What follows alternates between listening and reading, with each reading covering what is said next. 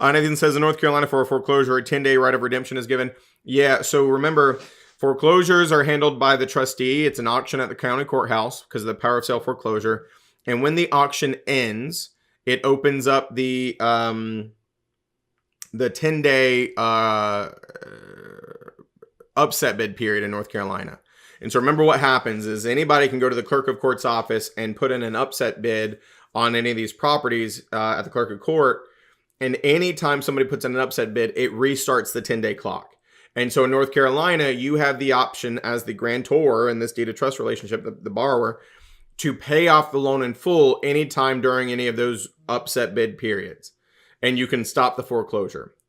And then, of course, in other states, you can do it anytime throughout the judicial foreclosure process until the final court date would be a right of redemption.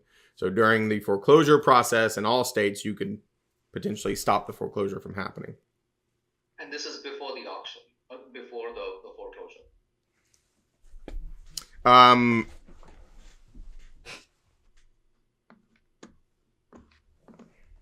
Say that one more time. I'm sorry.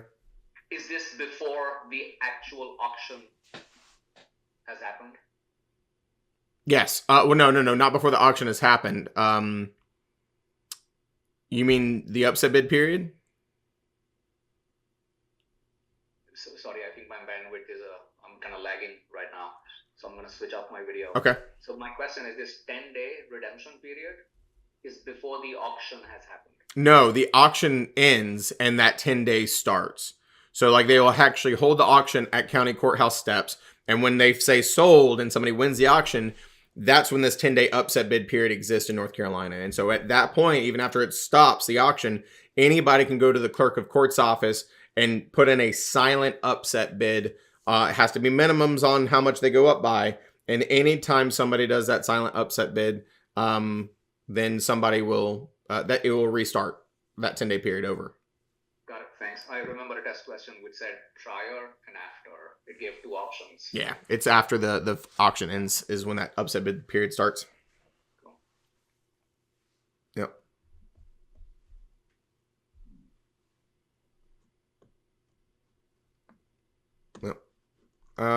Remember VA guaranteed loans, obviously. The Department of Veteran Affairs is backing this. Not the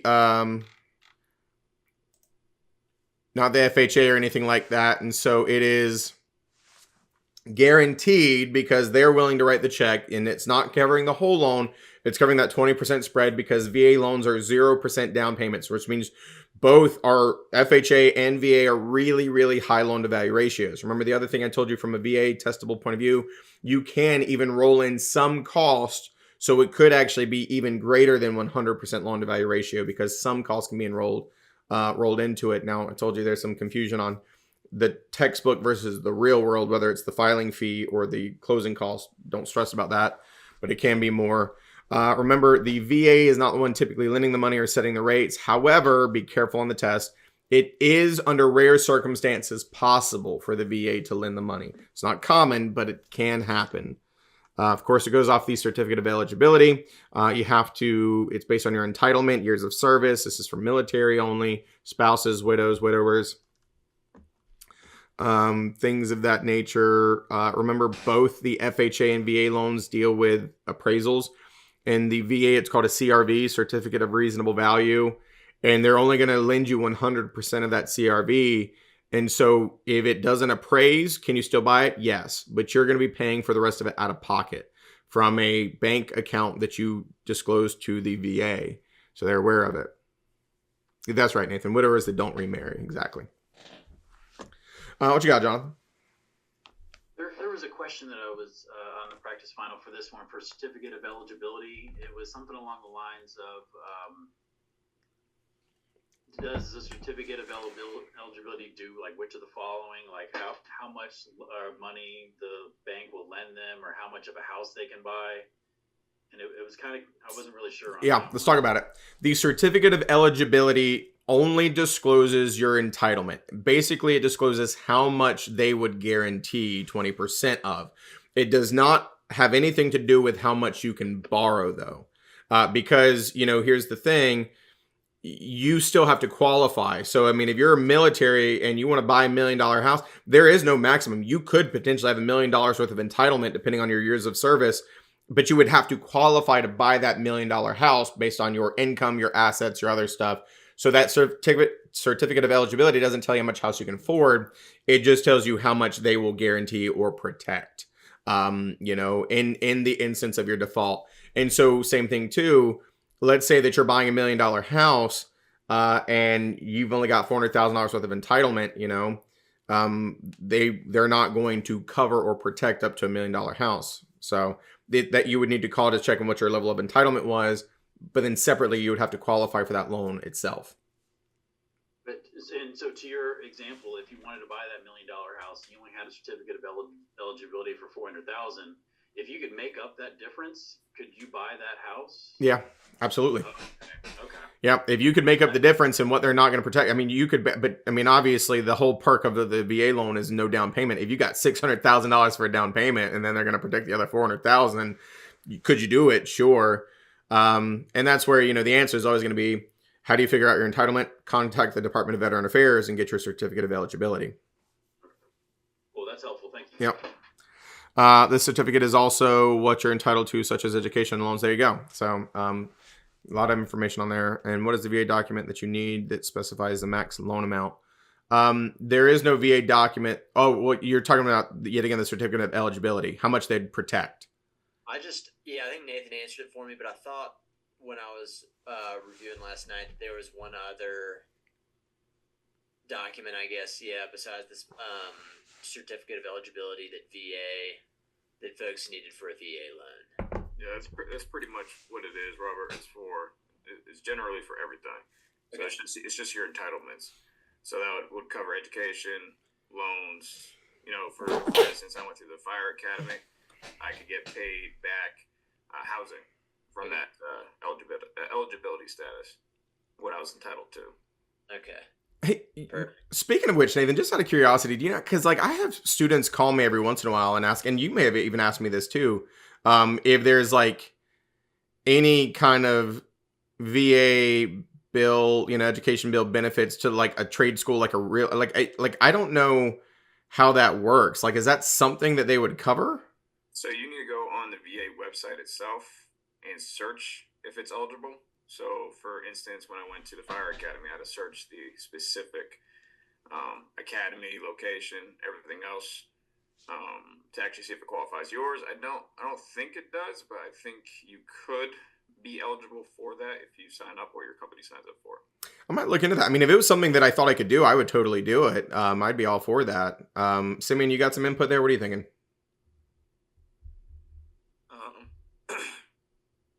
There is a program. Basically, what you'll do, it's a program. You said for the class, right? Yeah, for this, if somebody wanted to use their VA benefits for this. What you have to do is you have to speak to VA education. You'll have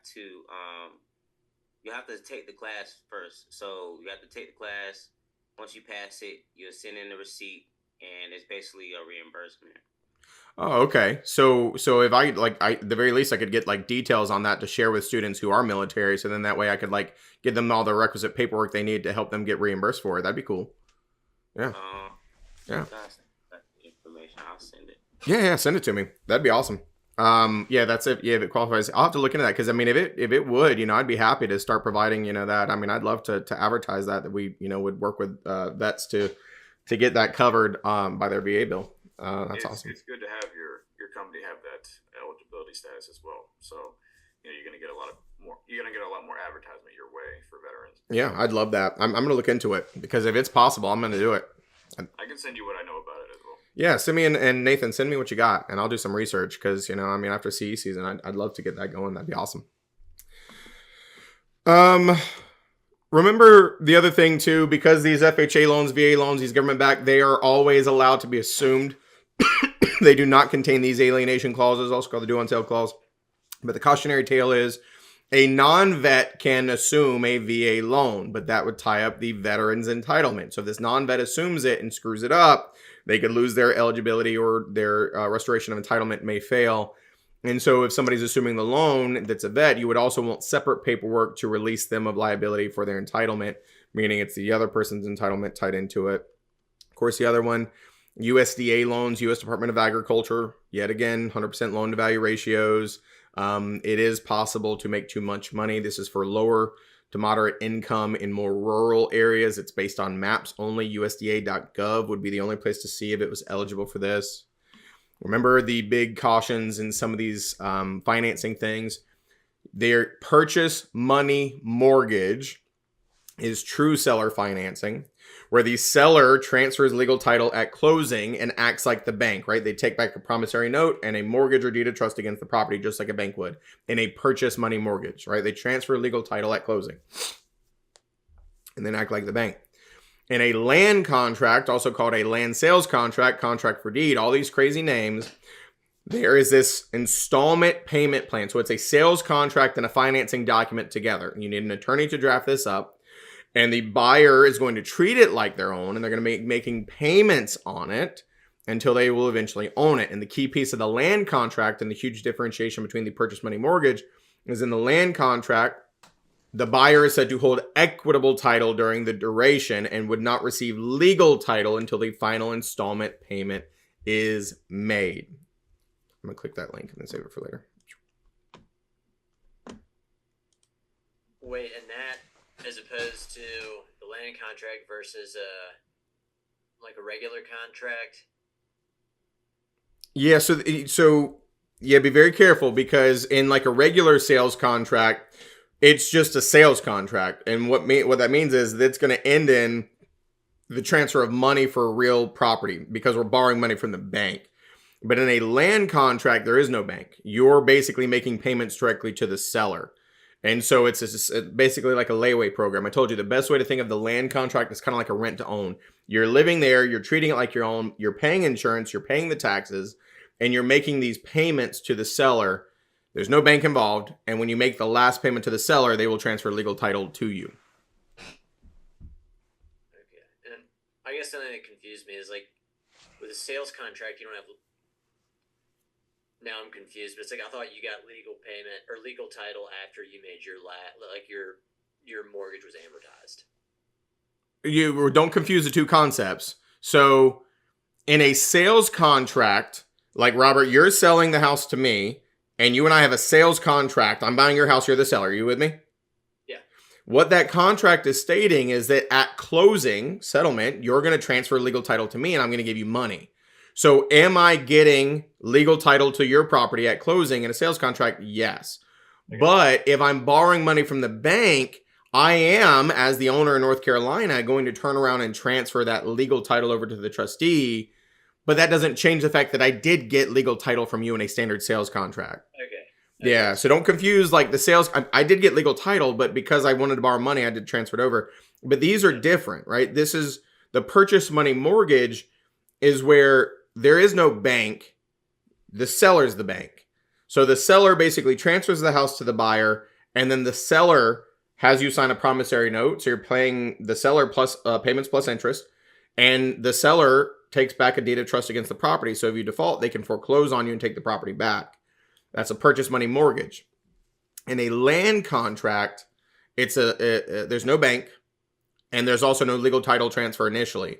So it'd be like, well, Robert, I'll let you move into this house and live in it, and you're going to pay me $3,000 a month for the next 10 years. And at the end of the 10 years, you will own the house. So you're said to hold equitable title. You never got legal title transferred to you during that time frame. You're said to hold equitable title, and then once you make that last payment, I will transfer legal title to you. Okay. Yeah. In purchase money mortgage, who owns the title? The buyer. The buyer actually gets legal title at closing the purchase money mortgage. So let's just go over one more time.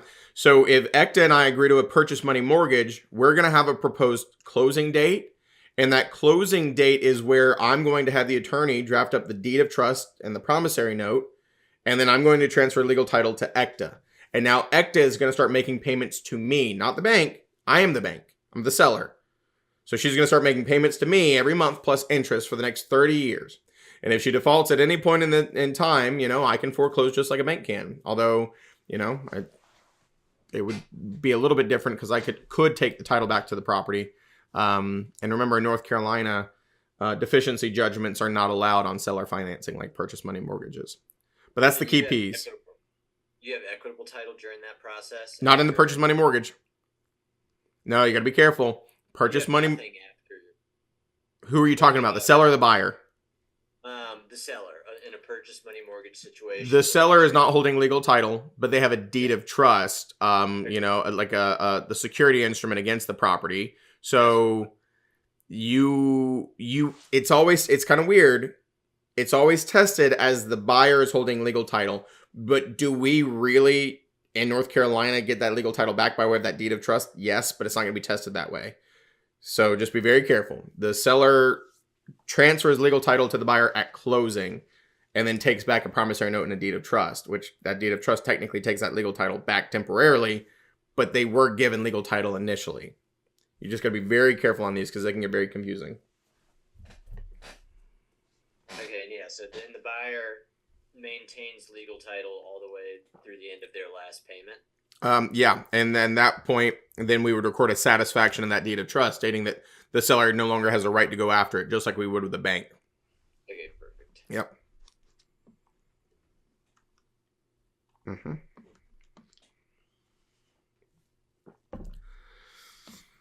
We talked about some of these things already. Remember, fixed rate means your interest rate's not going to change. Adjustable rate means that your interest rate can change. Why would people pick adjustable rate mortgages? Typically, they have what we call a teaser rate, slightly lower than market norms as an introductory rate.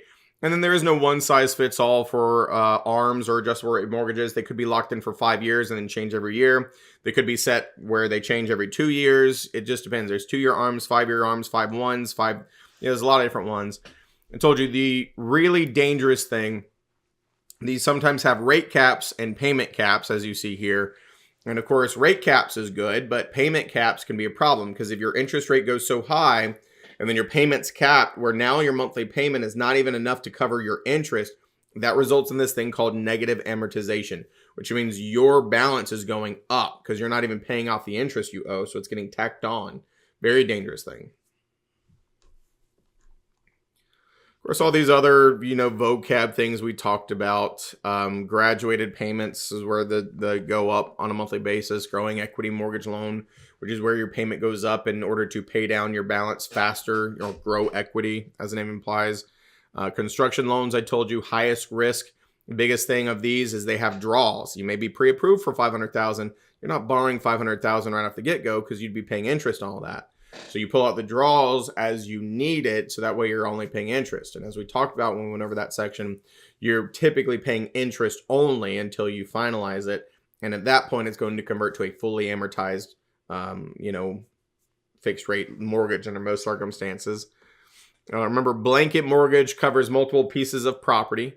Package mortgage covers real property and personal property simultaneously, like a fully furnished Airbnb or home that includes a boat or land in a manufactured home simultaneously. Bridge loans, you borrow money to bridge from one property to another. Most commonly, they're short-term, not designed to be long-term, typically higher interest rates. You'll pay it off when you sell your old property. Mortgage priorities, remember, first come, first serve for mortgages. But if we wanted to change the order, it's called a subordination agreement. Subordination agreement. So number one could agree to sit in the number two position by filing a subordination agreement. Remember, the primary mortgage market is where people are borrowing money and mortgage brokers to lend money out to the consumers to buy houses. The secondary mortgage market buys these buys these mortgages to free up capital to allow the banks to continue lending. This is comprised of private companies, investment companies, and of course the quasi-governmental agencies that is Fannie Mae, Freddie Mac, and Ginnie Mae. Ginnie Mae and Fannie Mae being the more testable ones. Ginnie Mae buys government-backed loans only. Government National Mortgage Association, FHA, VA, and USDA loans, but government-backed only. Fannie Mae buys all of them, and they have to meet those underwriting guidelines. And those are typically rolled into mortgage-backed securities and sold and all kinds of stuff. TRID we talked about. Remember the big things for TRID, which is the TILA, RESPA Integrated Disclosure Rule. Every RESPA transaction is a TRID transaction. And so you have to be given the loan estimate within 3 days of loan application. You have to be given the closing disclosure at least 3 days prior to settlement. The other thing that it's tested as is you have to be given the purchase or shopping for your home loan booklet or toolkit. That's something they got to give to you.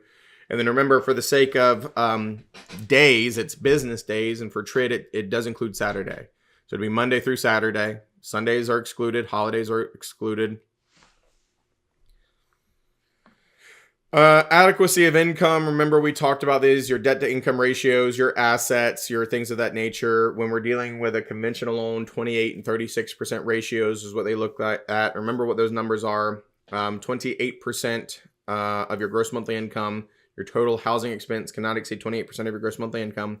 And then your total recurring debts, including housing expenses, cannot exceed 36% of your gross monthly income. What you got, Jonathan? Quick question on the previous topic. So I the buyer, you got to get the closing disclosure within 3 days. I remember some questions on the practice about the seller. So there was questions like they either get it at closing or within a certain amount of time. To get what? The closing disclosure, or like the closing statement. Oh yeah. So let's clarify that. TRID doesn't care about the seller because the seller's not borrowing money. The seller's paying off a loan. So we do not care when the seller gets a closing disclosure. That's the answer. The seller typically won't see it until like the day of closing, which is fine. There's no requirement there because, TRID is really protecting the borrower because they're the ones signing their life away for the next 30 years. Does the seller get a closing disclosure? Yeah, so they can know what their proceeds and their costs are. But do we care when they get it? No. Okay. And in fact, if they didn't even see it, we still wouldn't care. As long as they signed acknowledging that they were cool with all the monies and the costs, right? It's no big deal. Yeah. And I might have confused the two topics. So the closing settlement, like documents, like I know there's a certain amount of time that they have to get that within. Is that something totally different? No, that's the buyer, right? The buyer has to get the settlement documents or the closing disclosure under the TRID rule at least 3 business days prior to settlement to be able to close on time. And that's so they can review it and make sure that they're good with everything before they sign it. And so if like the buyer was to get the closing disclosure that on the day of settlement, settlement's going to be delayed. They can't close. Now there is legally a waiver they can sign stating they don't care about it, but that's not a common practice and probably not going to be a test question. But yeah, the seller, we don't care when they get it. Okay, cool. Thank you. Yep.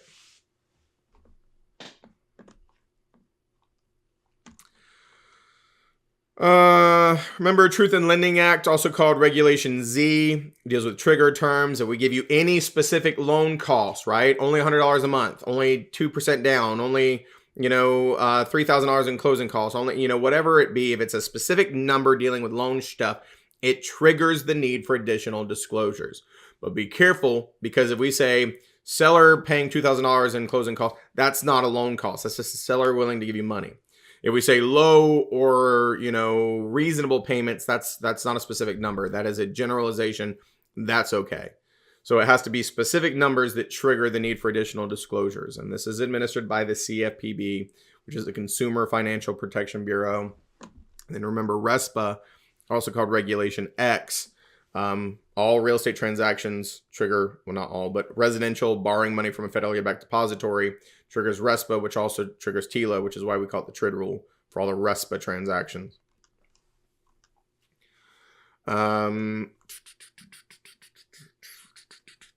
Settlement statement, we talked about this. I remember I told you too, on the sake of the test, it's going to default to 360-day year, 30-day month method. That's your default. That's your go-to. We don't say anything, do it that way. However, on the state licensing exam, they could ask you to do the 365-day method. And it would clearly state that, utilizing the 365-day method. Of course, knowing how to prorate things. Sorry, Seth, one question. If it's 365 days, then the months cease to be 30, and then we go by the real calendar month. So 28 days in February, 31 in January, so on and so forth. Yep, absolutely. Yep, there you go. Knuckle trick. January, February, March, April, May. Every place there's a knuckle, 31. Every place there's a divot, 30, except for February, which is 28. What you got, Simeon?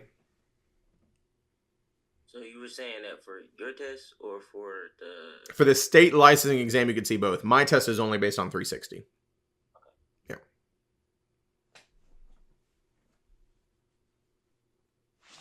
Yep. This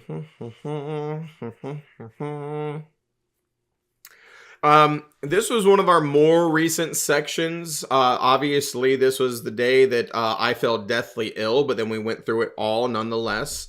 And so valuations absolutely testable. And so you got to understand that only a licensed appraiser can do an appraisal.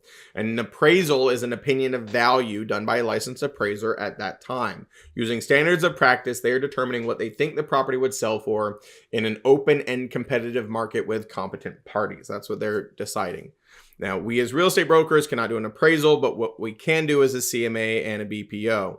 And I told you they're legally the same definition. But I told you the context is the difference for us. And this is what it says on the national exam section. BPOs are performed specifically for lenders. And I told you that's the most common context. BPO is done for a third party for a fee. CMAs are done for our clients. And in North Carolina, a provisional broker cannot do a BPO for a fee. Now, obviously, this section is talking about national, so that's not really practical in this review. But it's still something I want to point out for North Carolina. Of course, we've talked about all the, differentiations between appraisals and what we can do as brokers. And so the other thing that comes into play is some of these terms, right? Market value is the appraisal process. Market cost is what something actually costs you. A market price is what it actually sold for. So those are all very different things, right? Installing a pool costs $80,000. Does it add $80,000 in value? No. Is it going to get $80,000 in price? No. So making sure you understand those differentiations. Of course, remember I told you elements of value. If you get a question that says which of the following is not a principle of value or an element of value, DUST is the acronym. So if you see one that's not starting with D, U, S, or T, pick that one as not part of value. Demand, utility, scarcity, transferability. Of course, we talked about all these different forces that affect value as well. Social, economic, governmental, environmental. Are there going to be in-depth questions on those? No. But you will need to know that those do affect value. Of course, all these other potential factors are principles that affect value. We talked about this. Anticipation, something happening good or bad. Change is the only constant in anything, including this. Competition could be good or bad. Obviously, it can become ruinous if there's too much. I gave you the example of too many Airbnbs in a market, oversaturating it. Conformity, maximizing the value by being as similar to everything else. Contribution, what does a feature add to or take away from value? So having a fireplace adds or takes away, adding a garage versus a home that doesn't have one. You're not going to see that. Substitution, we talked about. Supply and demand, yes. Subject property. Do you remember when we talked about CMAs? You will have one on my test. So we'll say, here's the subject property. Here's comp 1, here's comp 2, here's comp 3. And we'll say this one has a better feature, this one has a worse feature, this one has a better feature. And you will have to make those adjustments. So remember what you're doing. You're never making adjustment to the subject property. You got the subject property, and then the comp is either better or worse, superior or inferior. And so you're always making adjustments. So if it was the same, what would it have resulted in? So if we say this is a 3-bedroom, 2-bath, and this is a 3-bedroom, 1-bath, it's not as good. So we need to add value. So if it's inferior, adjust it up. If it's superior, adjust it down. And so you'll make those adjustments. And you will need to be able to say it as upwards or downwards. Which way are we adjusting it? Upwards or downwards? If it's better, adjust it down. If it's worse, adjust it up.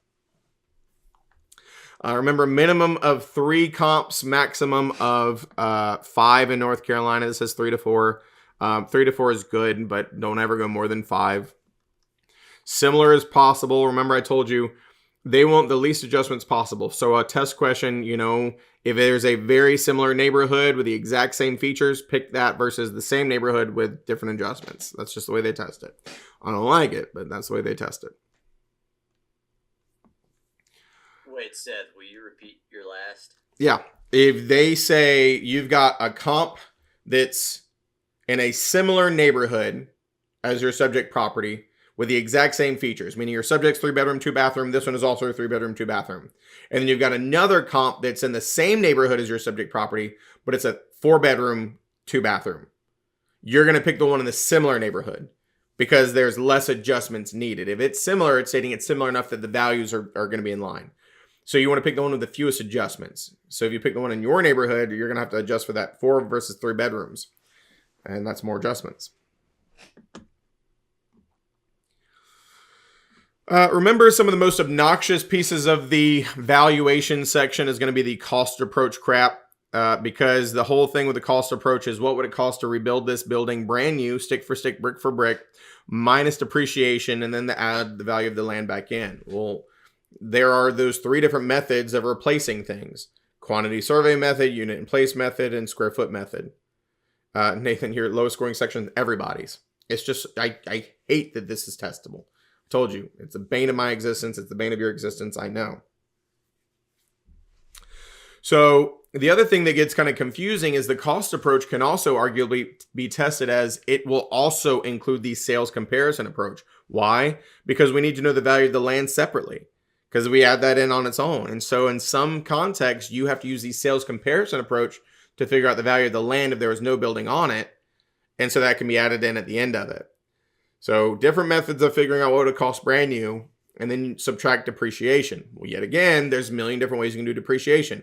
Straight line depreciation, age over life method of depreciation, and then itemized depreciation, which is also called the breakdown method, which is where we include the physical deterioration, which can be curable or incurable, functional obsolescence, which can be curable or incurable, and then economic or environmental obsolescence, which is always considered incurable. So those would be your things like being near a hog farm, being near a nuclear power plant, being near a highway for that economic. Remember, functional obsolescence is not as valuable because it's not desirable. And when we say curable versus incurable, we mean is it cost effective? So outdated fixtures, teal bathtubs, pink toilets, those would be functional obsolescence curable. Crazy bedroom to bathroom ratio where you can't easily modify it would be potentially incurable. A warehouse having 10,000 square feet but no insulation and no AC would be functional obsolescence incurable, because it's not cost effective to try to fix that if it was built in 1920. Nathan says the cost approach would be the best for a mall since it's commercial. That's a tough one, because a mall is an income producing property. So you would potentially look at a mall from a income capitalization approach point of view, but it would depend on the test question on what the best answer is, because if we've got reports and it's making money directly, income capitalization approach. The cost approach is more often for non-income producing properties, schools, hospitals, churches, and they don't have a lot of sales, and it's more often for insurance purposes. So it would depend on the context of the question. Yeah.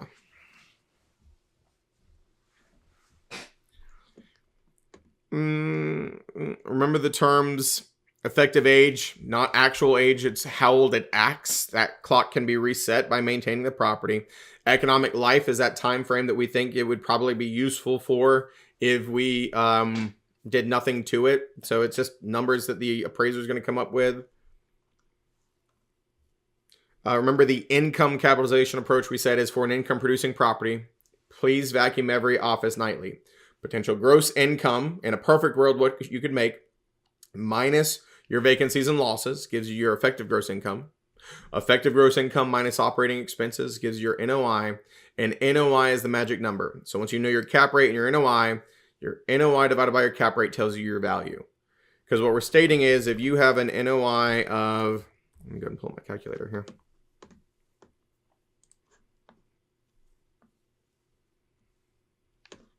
Yeah, would you be okay doing one of these? This was one of my 2 math questions, and I guess like in these problems, it's going to give you 2 of the values, obviously, when it comes to like NOI value and.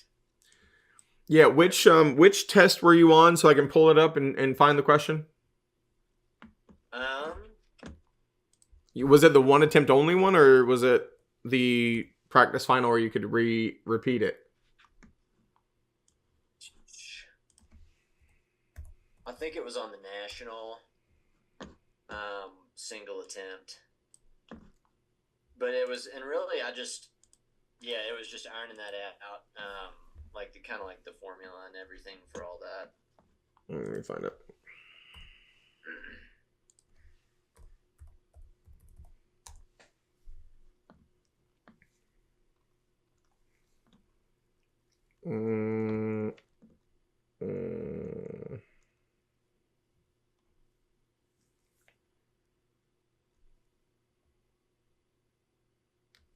April, Friday. And if you can't find Is your last name Newcomb? Yes. Okay.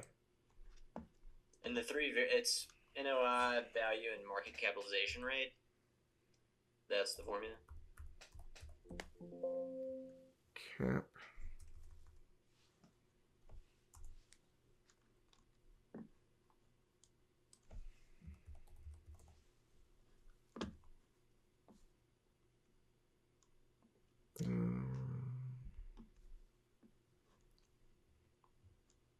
Let's see.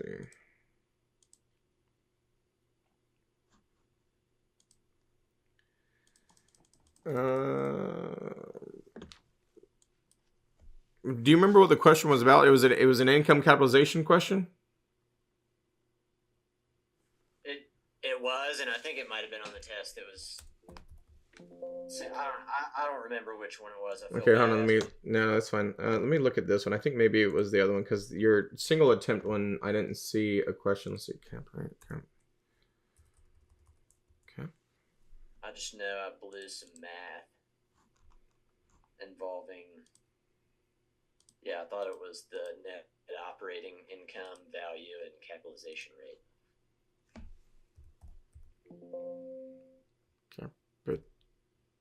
Capitalization rate.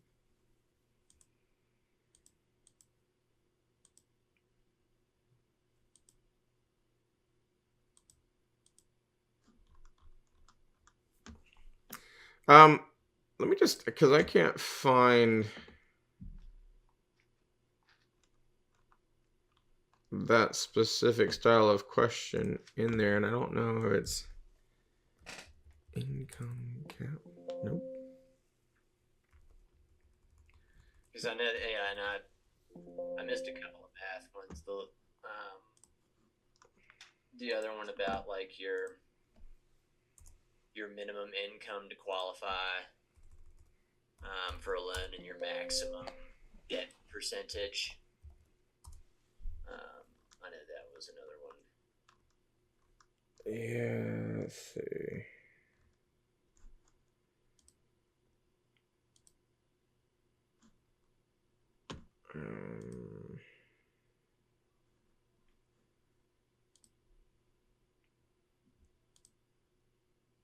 Yeah, I don't know why there's not one. So let's just talk about the income capitalization approach. I mean, obviously we're wrapping up this syllabus anyway, so we'll just go anywhere y'all want to go. Let me see if there's anything else I want to throw out there. Landlord tenant, that's not a whole lot of testable stuff. We just talked about that one not that long ago. So if we were to look at, there's got to be one right here.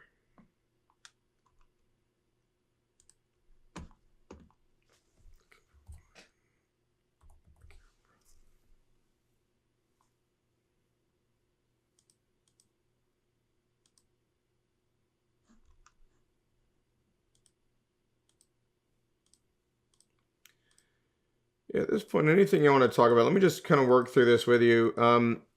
And I don't see an example of it like I stated on that one. But if we were to look, let me put my whiteboard up here, at an income capitalization approach question, there's a couple different ways that it could be spun. First and foremost, there is finding the value of a property using the income capitalization approach method. And we said that you could be dealing with, a multi-step problem where it's, the whole please vacuum every office nightly piece. But there's also the more simplistic type of questions where it'll just give you your effective gross income and your operating expenses, and then you're kind of in a much easier place. And so it'll also tell you your cap rate. So we said that you had a I don't know, effective gross income of $400,000.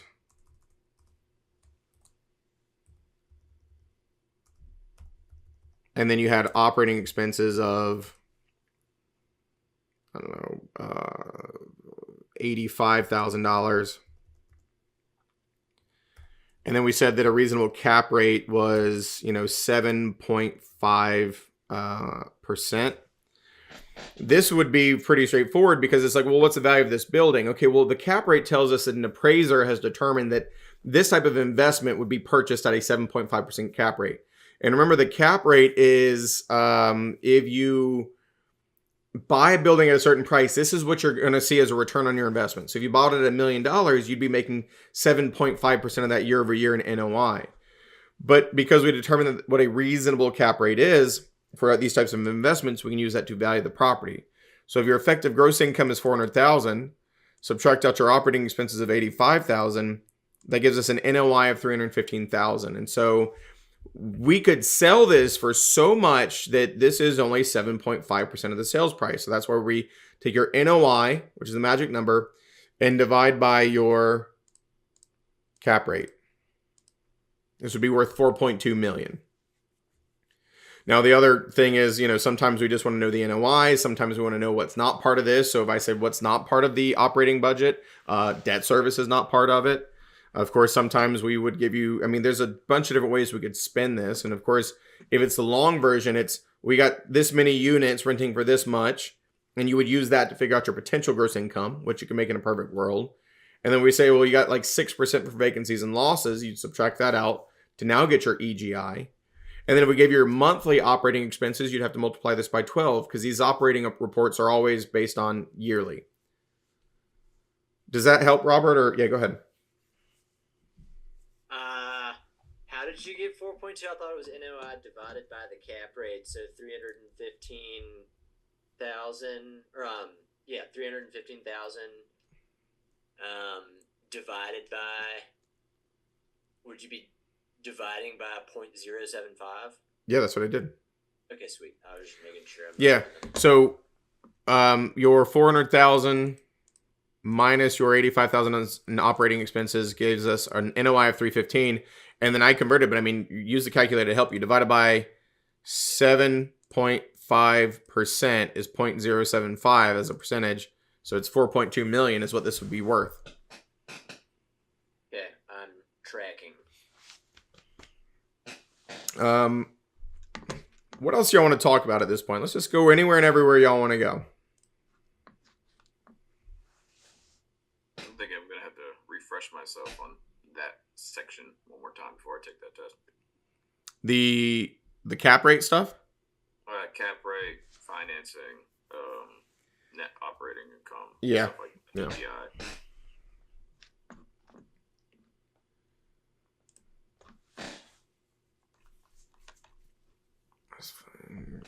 Yeah, at least over here, I'm feeling the best I've felt so far about everything, except for some of the most detailed math. It's like calculating, it's like determining if, now I can't fucking remember, and I'm shooting myself for not taking pictures of these questions that I missed. But it was like, what was it? There's like the maximum percentage or amount of debt you can be taking on per month when you're qualifying for these loans, and then there's the minimum income requirement to qualify for some of these loans. And I know I'm just kind of like tossing darts, but does that? Yeah. So you're talking about if somebody had a. Well, actually, let me just pull up the math packet. I can show you one on there.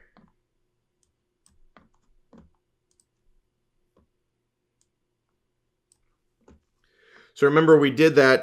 There's two different styles of questions with debt to income ratios. There is, how much would you have to make to be able to afford this pity payment? Or here's how much you make. How much pity payment can you afford? Did you find one, Nathan? Is that what that is? Or is that a different one you want me to go over? I think that was one I had a problem with. It's like Robert said, it's more in depth with math. So one of those more in depth questions. Okay, I'll pull that one up too. I may have not, realized correctly. So with the debt to income ratios, we call those qualifying a buyer math.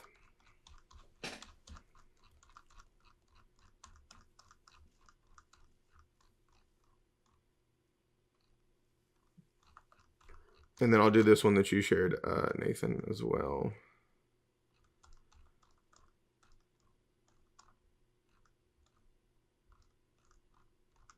Should be right here. There you go. So remember the two different types of math. You know, what is the pity payment you can afford, or what is the monthly you have to make? And so most commonly, we're going to test it with your, conventional, which is a 28 and 36% ratios. And so we looked at, let me see if there's some duplicate ones because we already did these in class. I don't remember if there's extra ones.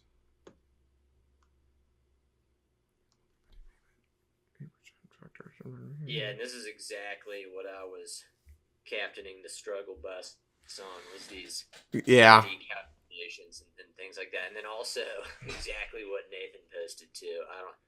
That question is traumatizing me. I think I had a past experience with it. Right.